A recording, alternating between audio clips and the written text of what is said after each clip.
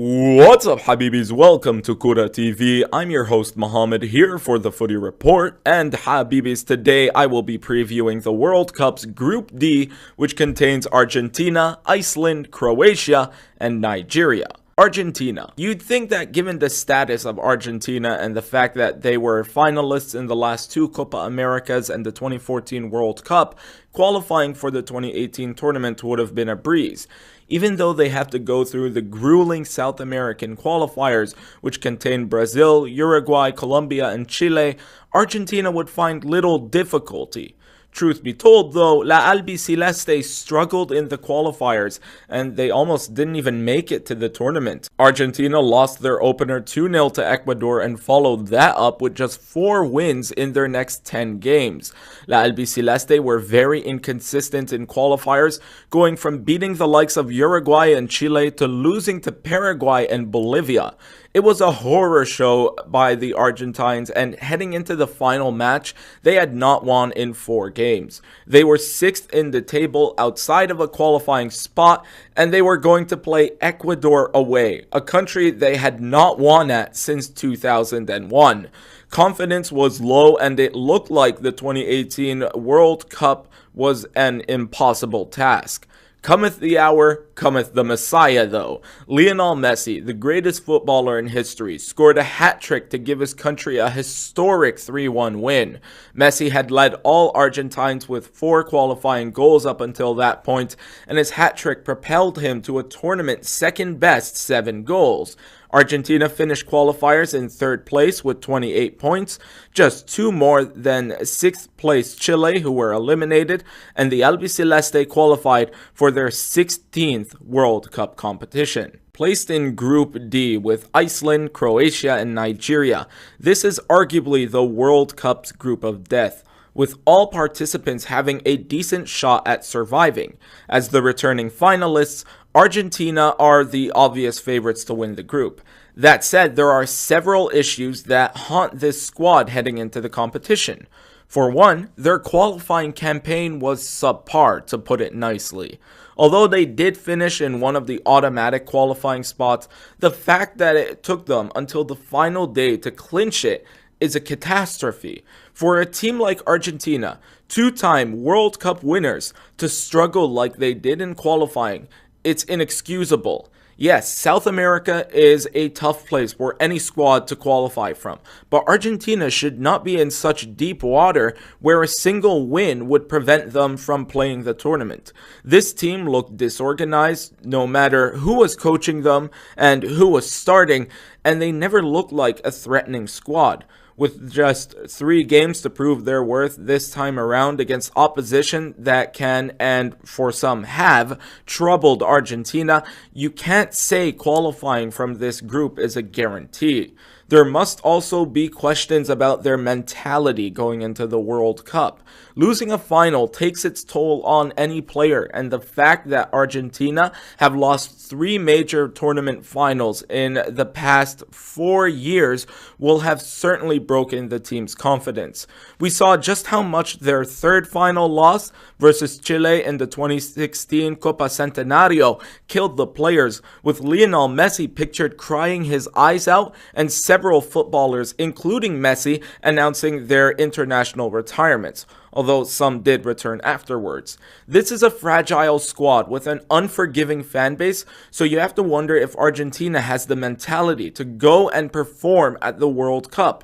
And while it seems like they have the squad to go out and win it, with the likes of Gonzalo Higuain, Sergio Aguero, Angel Di Maria, Mauro Icardi, Paulo Dybala, and Xavier Mascherano all being names that grace the team, most of these players lose their touch when they join the national team. In fact, none of these footballers that I mentioned scored more than 2 goals in qualifying, and some of the attackers didn't even score a single goal across the qualifiers, let alone 2.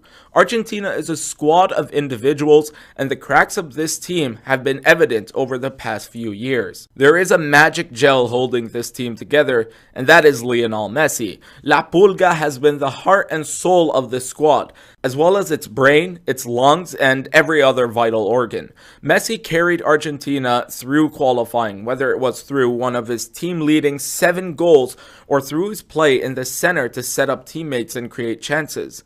This is a team that only goes as far as Messi carries them. We saw that at the 2014 World Cup, where he scored 4 of their 6 group stage goals. We saw that at the 2016 Copa Centenario, where he scored 5 goals en route to their second straight Copa America final appearance.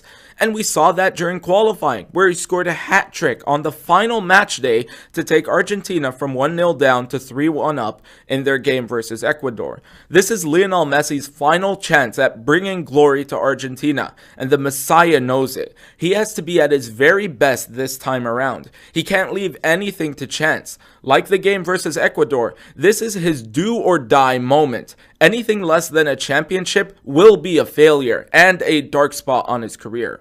Argentina may have a solid squad, but their chances at the 2018 World Cup are entirely dependent on the brilliant left foot of Lionel Messi. Iceland. As if qualifying for the European quarterfinals in 2016 wasn't enough, Iceland will appear in their first ever World Cup tournament. Placed in European qualifying Group I with Croatia, Turkey, Ukraine, Finland, and Kosovo, most pundits didn't choose Iceland as one of the favorites to win the group. Shame on us for not learning from Euro 2016. The Vikings dominated qualifying, looking very dangerous against every team they came up against. Despite starting with just 2 wins in 4 games, Iceland finished qualifiers with 7 wins in total, dropping points on just 3 occasions. Their 16 goals were the best in their group, and they kept 5 clean sheets, showcasing just how good they were on both ends of the pitch.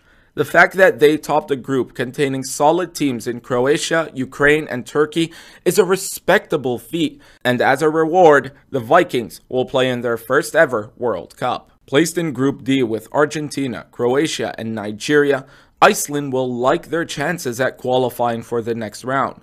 Although Group D has been described as the group of death by some, it's probably not too much Iceland can handle. They showed that they could beat Croatia in qualifying, and with Argentina in a bit of a disarray and Nigeria fielding a rather inexperienced squad, don't make the mistake of counting out the Icelanders. Iceland is a fun team that plays a fascinating, tactical brand of football. They run well-coordinated patterns of movement for both their offensive and defensive setups. Their brand of mystifying yet consistent football often catches opponents off guard, and that has been used to their advantage. They pride themselves on being the underdogs, and they use that underappreciation from opponents to stab them where it hurts most. Iceland is fearless but smart, and their football may just be the most underrated in Europe. They may not be the most outright talented team, but Iceland has a few players who can surprise opponents in Russia. Alfred Finnbogason is a decent striker who already has 11 goals in the Bundesliga this season. Aaron Gunnarsson is one of the team's most versatile players, and he captained them to the 2016 European Championship quarterfinals. Hannes Halldórsson is still the club's main goalkeeper, and he can be relied upon when needing a big save. No doubt, though, Iceland's most important player is midfielder Gylfi Sigurdsson. The 28-year-old may not be having the greatest of seasons with Everton, but he's still Iceland's main man. His lethal skill on set pieces is crucial for a team that relies so much on them, and he has the ability to create magic from anywhere on the pitch. He's one of the country's greatest ever playmakers, and his 4 goals in qualifying made him the team's most important scorer. Iceland is well built as a whole, and if all the pieces come into play, we could see an even greater miracle from them than the 2016 Euros. Croatia. For the 5th time in the last 6 World Cups, Croatia will feature in the group stage. Placed in European qualifying Group I with Iceland, Turkey, Ukraine, Finland, and Kosovo, Croatia were one of the favorites to win the group, and they started off on the perfect foot. The checkerboards won 4 of their first 5 matches, conceding just 1 goal. They averaged roughly 2.2 goals per game across that stretch, and they had defeated Kosovo 6-0 on match day 2. Croatia looked to be on their way to top of the group, but the second half of qualifiers was pretty unforgiving. Croatia won just 2 of their remaining 5 games, and they needed a Kramaric double on the final match day to clinch a World Cup playoff spot. In the extra tie, Croatia found little difficulty dismantling Greece, winning 4-1 on aggregate to move on to the World Cup. Croatia finished qualifiers with 7 wins, including 6 in the group stage, scoring 19 goals and conceding just 5 times. Placed in Group D with Argentina, Iceland, and Nigeria, Croatia will look to improve upon their previous World Cup showings. Despite finishing 3rd in their first ever World Cup as an independent nation, Croatia have never been able to build upon their success in 1998. They never made it out of the group stage since then, and although their 2016 Euro showing was admirable, questions still loom over how they'll do in Russia this year. Add to the fact that a Lionel Messi-led Argentina awaits them in the group stage this time around, and it could get ugly. Croatia is not in the right mentality at the moment either, with off-field matters having soured their qualification. The country's football scene is currently in the midst of a corruption scandal, with several figures having been arrested in the country last year over sports corruption, illegal betting, and match fixing. Furthermore, star midfielder Luka Modric is now facing perjury charges over his testimony regarding financial deals with a former Dinamo Zagreb director who was charged with embezzlement and tax fraud. According to the prosecutors, Modric gave a false court statement in June about his 2008 transfer from Dinamo to Tottenham. As a result, he has become public enemy number 1 among some Croats, and this atmosphere could prove toxic at the World Cup. Modric will most likely feature in Croatia's World Cup squad though, and for good reason. He's the country's best player today, and he's arguably the best player at Real Madrid. Luka Modric is a tactically brilliant midfielder who can read plays like nursery rhymes. He is quick and creative, and he has a vision of a hawk, and he will be the brain of Croatia's midfield. This could be the country's last chance at enjoying Modric at a major international tournament, so they'll hope he makes good measure of their time. This is a special Croatian team though, and even if Modric fails, they can still count on other players to steal the show for them. Ivan Rakitic of Barcelona is a reliable presence in the checkerboard's midfield, and his partnership with Modric has been exquisite at times. The Inter Milan duo of Ivan Perisic and Marcelo Brozovic can also be called upon for assistance, as can Modric's Madrid teammate Mateo Kovacic.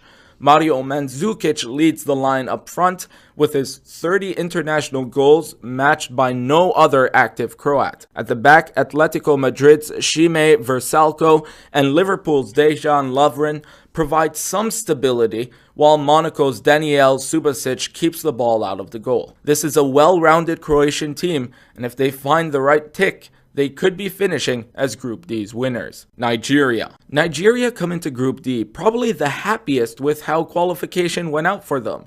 Despite being placed in African qualifying's group of death with Algeria, Cameroon, and Zambia, the Super Eagles fared pretty well for themselves. They would finish qualifiers with 4 wins from 6 games, losing on the final match day 3-0 to Algeria. Even then, the game actually ended 1-1, but because Nigeria fielded Shehu Abdullahi, a player who should have been serving a match suspension, Algeria were awarded the automatic win. But based solely on match performances, Nigeria went through qualifying undefeated. The Super Eagles bagged 11 goals, the joint second most in African qualifying, and conceded just 6 strikes. Nigeria had 7 different goal scorers, 4 of which scored at least 2 goals. Nigeria are the only African team from this edition to have played in the 2014 World Cup, so they will have some expectations heading into June. Drawn into Group D with Argentina, Iceland, and Croatia, Nigeria is a team with unrealized potential just waiting to explode into action. The Super Eagles have one of the youngest teams heading into the 2018 World Cup, with many of their squad starters being around 25 years or younger. There are a lot of fresh faces compared to the previous World Cup, and that can play into Nigeria's advantage. They are a dynamic team and they can hurt you if you underrate them. Nigeria have some pretty pacey players, and that helps them in pressuring opponents and getting the ball off of them. It also helps in creating goal-scoring opportunities against sides with slower, more stable backlines. Nigeria have put their skills on display across the past several World Cups they've participated in, and only a few months ago they battered Argentina 4-2 in a friendly, so their ability is a fact all too well known. As mentioned, this is a relatively young team at the core, and it's played its part in Nigeria's hyper style of football. The oldest player in the starting 11 is Captain John Obi Mikel, and he'll be 31 by the time the tournament comes along. Another one of the team's veterans, Victor Moses, is just 27 years old, right in his prime. The two midfielders are massive parts of this squad, and they will be looked at to lead a young core of players past the group stage. Up top, the Super Eagles will be carried by Ahmed Musa, Kelechi Iheanacho, and Alex Iwobi. Iheanacho and Iwobi combined for 4 goals in qualifiers, while Ahmed Musa is Nigeria's active top scorer with 13 goals, despite being just 25 years old. My biggest question when it comes to the team is in goal, though. For 13 years, Nigeria have relied upon Vincent Anyama in major tournaments, playing in the 2002, 2010, and 2014 World Cups. This will be Nigeria's first World Cup without Anyama in goal since 1998, so I wonder how the Super Eagles will do without their star goalkeeper. Nigeria used 3 different goalkeepers throughout qualifiers, with Ikechukwu Ezenwa starting 4 of them. This will be the 29-year-old's first tournament as Nigeria's number 1, and while he did show some class goalkeeping in the qualifiers, the World Cup is a completely different ballgame, so he has to make sure that he's in the right mental state for this tournament. All in all, I see Nigeria being one of the surprise packages at this World Cup. So don't be surprised if you see the Super Eagles soaring above their competition. So how do I think the table's going to look? Well, Habibis, let me tell you, I have some pretty bold predictions for Group D. At the bottom, I've got Croatia. Despite the names they've got, you sometimes get the sense that Croatia is more a team of individuals than they are individuals coming together as a team. They've lost to Iceland before, and with the Vikings in their group again, I predict another L for the Croats. In third, I've picked Iceland. Iceland has been football's pleasant surprise over the past 2 seasons, and they always are a threat to surprise. This will be their toughest challenge yet though, and while I think they'll finish above Croatia again, I don't think they'll creep into the knockout rounds. In second, I've gone with the shocker that is Argentina. I don't think the Albiceleste have got first place locked up like some pundits are making it out to be. Bar Lionel Messi, this team has been far from impressive, and unless we see some Messi magic in Russia, I don't think Argentina is going to go far in this tournament. That means that in first place, I've got Nigeria. I really believe Nigeria is going to be the 2018 World Cup surprise package. I think they're going to do pretty well for themselves in the group stage. They've shown in the past that they can tango with Argentina, and I believe they can handle Croatia and Iceland too. As mentioned, this team has potential, so I see them unearthing it at the World Cup. And that ends this episode of the Footy Report. What do you guys think? Let me know your thoughts in the comments down below, and don't forget to like and subscribe for more football content. Habibis, this is Kura TV. I'm your host, Mohammed, signing off for the day. Mo out.